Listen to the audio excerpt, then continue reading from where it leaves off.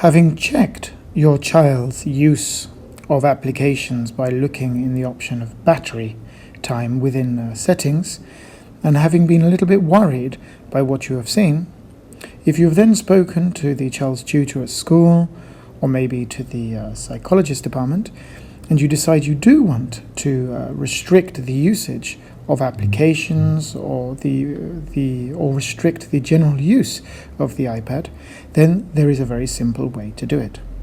All you need to do is to press settings, and then once you're in settings, you choose the option screen time. Now here you have to turn on screen time. You press continue, and remember, as this is your child's iPad, you choose the option this is my child's iPad. Now I would not organize anything yet. I would press not now, and then not now, and then continue. Then it'll ask you for a passcode. Now remember to use a passcode that A, you will remember, and B, your child will not guess. We're just going to choose 9999 for ease. And then, as you can see, screen time pops up. Now the first way that you could control, for example at the weekend, the amount of time your child uses for different apps is the second option, which is app limits. Okay. Now again, because it's meant for a child's iPad, you'll have to type in the passcode, which is 9999 here. And here we add a limit. Now I would just choose all apps and categories. It makes things a lot easier. And then you go to next. Now I'm going to do a demonstration of what happens when you do this. Okay. So for example, if we just choose 1 minute for the moment, and without customizing the days, because if you want you can customize days and how much time you do for each day, and then we choose block at the end of the limit, and we press add, that will already be set up. And if we come out of settings, look, everything's being blocked.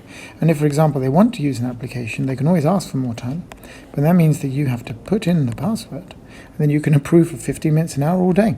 Okay? Now, that might be a bit silly.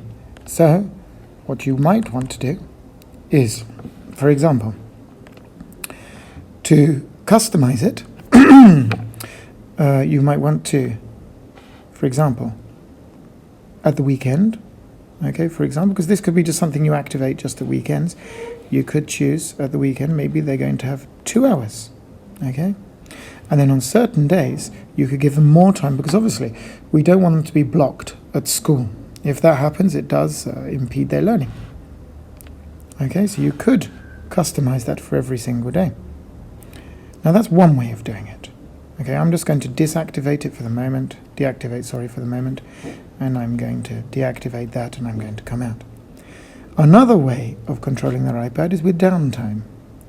Now with downtime, okay, what we do here is we activate it. And again, just like last time, you can customize the days. And basically, if I were you, I would do it from 5 o'clock in the afternoon to 9 o'clock in the morning. Apart from maybe Saturday and Sunday, where you may want it all day. Now, when you do this, I'm just going to have it for every day for ease. What we're going to do now is we're going to actually cheat, because obviously, as you can see, the time is 10:38. So I need to, in order to show you how this works, I need to put it from 10 o'clock to 11 o'clock. Okay. Now during this downtime, what does that mean? It means that if we now come out, all the applications have been blocked, apart from certain ones. We'll talk about that in a minute. And just like last time, they can ask for more screen time by clicking on it. You put in your password, and again, you can approve for a certain period of time. However, as you can see, things like messages and Safari are allowed, and you might not want that without permission. So all you need to do is you need to go to always allowed. Here again, put in your password. Remove the ones you do not want. And instead, put the ones that are for work. So for example, books or iTunes U, for example. Okay, they are now allowed. And if we come out here, you can now see that iTunes U is still there and books is still there. Now, as you can see, one of the options that will always remain is Safari, and that is because if we come down, Safari is not one of the options the way you can remove etc. Therefore, it might be a good idea to have app limits set up as well. Okay? Then, another option, which is interesting, is the content and privacy restrictions. Now we're going to activate this, and this is because parents ask about things like allowed apps. For example, here you can block certain apps. As you can see, this could be interesting. Okay, for example, if you don't want to use Safari for a while, you could deactivate that. If you don't want to use Mail, you could also do the same, and you've got all the other options there. So you could actually block from before.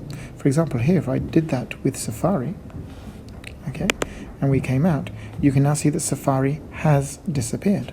Okay, and we've only got the applications that we wanted. We could also, within there, okay, we could also do content restrictions. For example, for music, we could just make them clean rather than explicit. For films, we could just choose the age groupings we would like. Same for TV programs, the same for books, the same for apps. Okay, we could choose different age groups. Now, the problem with all this is we do not want it to impede their work at school. So be very careful when you're choosing certain different things. Okay. Now, as you can see, screen time is therefore a very powerful tool, but what we shouldn't do is abuse it too much, as what we do want is for the children to learn how to use their iPads safely and well.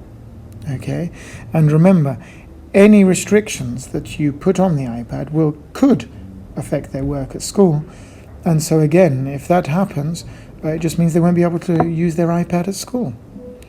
If you have any questions, do not hesitate to get in touch with us. I hope that this was useful. Thank you very much.